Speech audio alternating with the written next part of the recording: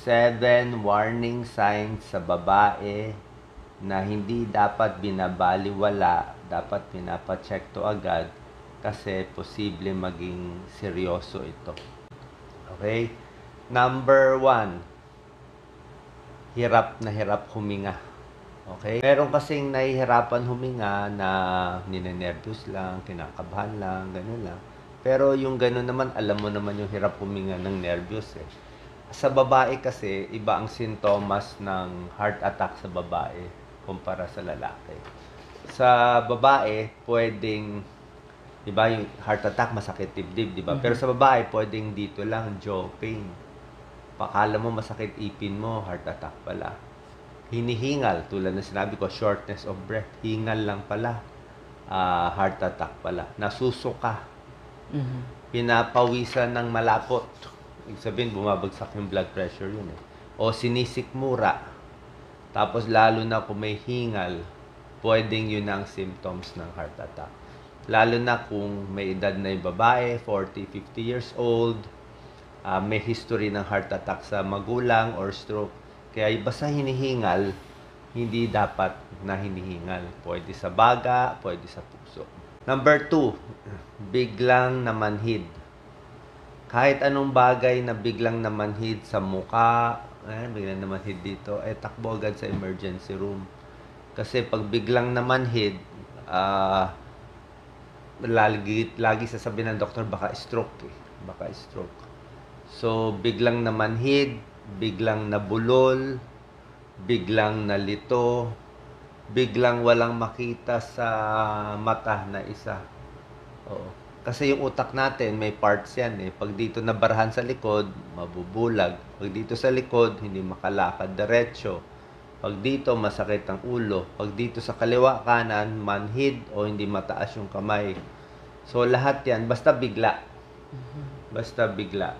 Okay. Number 3, Doc Lisa, ikaw linya mo to.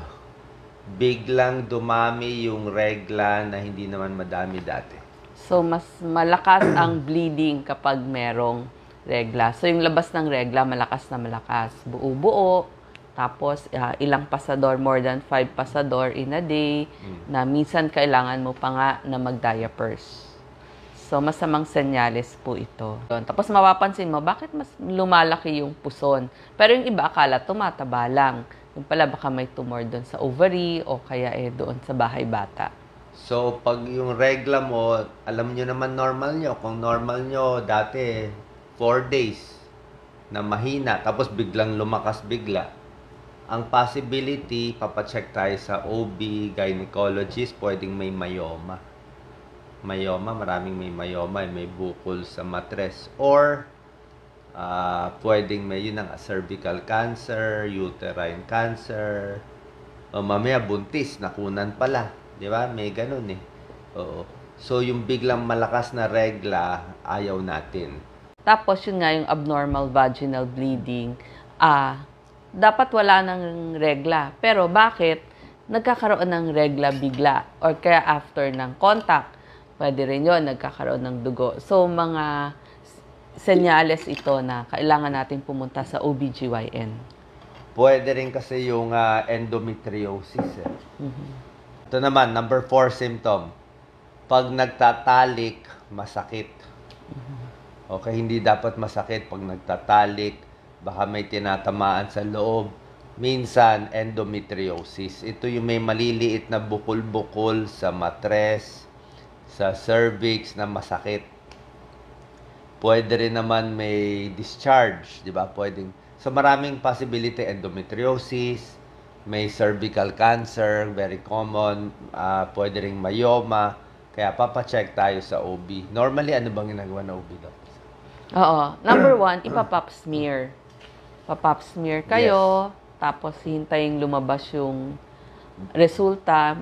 Pag mukha ng anemic dahil sa sobrang bleeding, kasama na yung mga blood test tulad ng CBC, tapos urinalysis.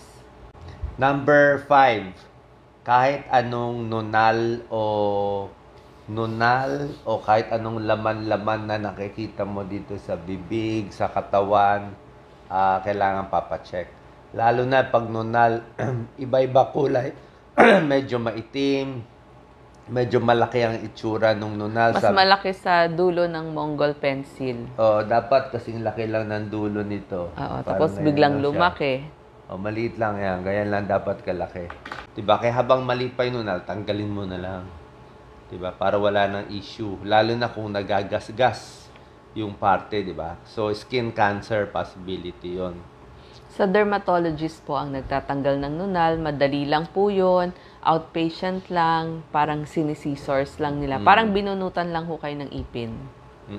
Okay, may gastos konti. Oo. Number 6, itong symptom, hindi dapat binabaliwala.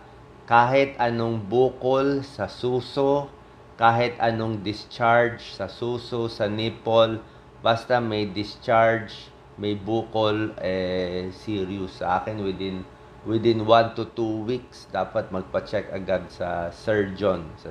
Doc Lisa. Ang pinupuntahan hong doktor ay surgeon. Mas maganda po, mas maliit pa lang, ipatanggal na. Huwag nyo na hong hintayin na sobrang laki kasi para mas maliit din ho yung peklat at mapabiopsy. Huwag ho kayong matatakot sa mga biopsy, kailangan ho yun para malaman nyo kung cyst lang ba. Pag cyst, ibig sabihin tubig lang or laman yung nasa loob at hindi naman tumor. Okay. So, sa breast, number 1 killer natin talaga, breast cancer. Sa Asia, tayo number 1 sa breast cancer. 10% ng kababaihan sa Pilipinas magkakaroon ng breast cancer. Either lahi, either pagkain, mga nakain natin, either usok, o tingin ko, meron tayong kinakain hindi maganda. Kaya maraming may cancer dito sa atin. Kaya sabi ko, gusto ko i-check lagi yung food natin. Baka sunog, yung mga dilata, hindi natin alam yung luto. There's something there. Kaya 10% ang breast cancer in the Philippines. Tapos po, kapag malaman nyo ng maaga, ipagamot nyo po, pa-opera nyo, huwag kayong matatakot. Kasi nung nag-iikot tayo, may lumalapit sa akin, mga mister po, nalaman daw, may bukol, nakapa, or kaya may lumalabas sa suso. Lalong hindi nagpagamot, nagtago. Kasi takot daw i-biopsy. Mali po yun. Kapag maaga nalaman, mas madaling gamutin. Tsaka meron hong mga ospital, libre na operal. Kasama po sa PhilHealth din, depende kung maagang stage. Sila na po ang sasagot ng chemotherapy nyo. Alam ko hanggang 2A, parang libre po yata sa PhilHealth. So, wag ho kayong matatakot sa gastusin. Pumunta ho kayo sa pampublikong ospital o ibig sabihin yung gobyernong ospital na pinakamalapit sa lugar nyo at ipatanggal agad. Madali lang po yan. Minsan kung sinlaki lang ng Holland, mas madali tanggalin. Hanggang golf ball nga, natatanggal pa outpatient Tunang tumor, ang tanging gamot ay tanggalin po yung tumor. Kasi pag tinanggal nyo na, di wala na sa katawan nyo. Habang nasa katawan nyo yon, palaki ng palaki, kumbaga nga sa math, multiply ng multiply. Di ba ang gusto natin maggamot? Yun lang ho ang panggamot, tanggalin. Kahit anong cancer sa katawan, basta bukol-bukol, kung ano man yon, first step, tanggalin siya sa katawan. Pag nasa suso, wala siya nasa suso, tanggalin na yung suso. Di bali na walang suso, buhay pa yung misis mo. Pag kumalat, stage 1, stage 2, stage 3, pag nag-stage 4 na yan, yung cancer, kumalat na sa lahat. Hindi mo na matatanggal yung buong katawan ng misis. Mamatay siya. Kaya habang nandito pa lang, tanggalin na. Okay? Number 7. Sobrang pagod, laging pagod, mahina, at namamayat. Yan. Maraming mga sakit to. So, pag ang babae, hindi dapat laging yung hinang-hina, pagod na pagod, lalo na kung namamayat, alam mo, iba na yun. So, maraming dahilan. Pwedeng anemic, di ba? Anemic. Pwedeng may kidney problem pala. Kidney, liver problem, pagod din yun. Diabetes na hindi ginagamot, pagod din yun. Thyroid, hypothyroid. At syempre, maraming cancer ang pwede magtago sa katawan. Parang yung mga pancreatic cancer. Cancer sa tiyan. Yun ang mahirap. Pancreatic cancer, para tanggalin. Naku, ang laking hiwa. Paano nasa gitna sa may tiyan niya? Ang hirap.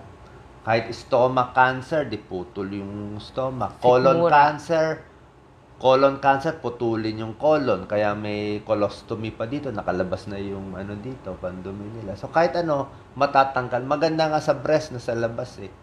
O dito sa balat eh. Kasi pag hindi mo tinanggal, i-spread yan. I-spread sa buto. Pag pumunta na sa buto, wala na tayong laban. Paano mo tatanggalin ang buto? Diba? Kaya stage 1, tanggal. Cancer ang kalaban natin. Yan ang sumisira sa katawan natin dahil pagkain natin laging mura siguro kung anong chemical pa. Okay? Bali, ito lang yung 7 symptoms na ignore. Dagdagan ko lang isa. Added, number 8 yung ngayon ko lang naisip eh. Pag maitim ang dumi. Di ba? Yung maitim ang dumi o may dugo sa dumi, colon cancer ang binabagayan. Okay, Doc Lisa, you have something? Yung iba naman, minsan, sinat-sinat, naglalagnat, sign din po yun ng baka may cancer. Yung hindi alam bakit nagsisisinat. Tingnan nyo lang yung lahi nyo. Basta may lahi kayo ng cancer sa pamilya, malaki risk na, basta nasa Pilipinas kayo, breast cancer talaga sa babae ang number 1. So, check up sa OB. Huwag matakot mag-check up sa maraming doktor. Huwag sabihin, nagpa-check up ako eh. Sabi, walang kaso eh. Hindi. Ba't mo aasa buhay mo sa isang doktor? Huwag mo iaasa buhay mo sa isang doktor. Malay mo, mali yan nasabi. Di ba? Magtanong ka sa 3, 4, 5. Oo, mas marami, mas maganda hanggang makahanap ka nung tama. Ganun yun, para sure tayo. Tapos, pwede sa OB, pwede family med, internal medicine. Ang tips natin, short tips lang. Siyempre, alam nyo naman yung tips ko sa healthy food, sa kababaihan, yung sa timbang ng babae, mas maganda hindi mataba. Tama lang timbang. Tapos, sa environment, diba? Kung ano man yung usok, dumi sa paligid, sa pagkain. Sa mga kababayan, short tips ko lang to. Red foods, maganda sa puso. Ano tong mga red? Red or orange? Kamatis, orange, red. Carrot, orange. Kalabasa. Mga healthy yan, red or orange. Strawberry, red na red. Apple, red din yan. Pakwan.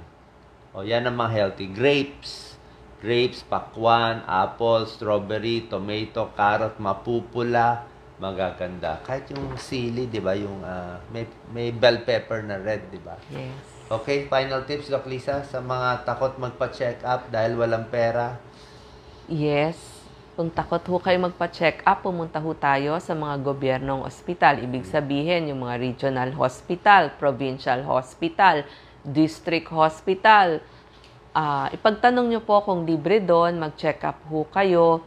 At tignan nyo kung magagamit nyo yung PhilHealth nyo. Depende sa sakit nyo. Huwag hong magtatago. Kung kailangan manghingi sa mga kamag-anak, gawin ho natin. Okay.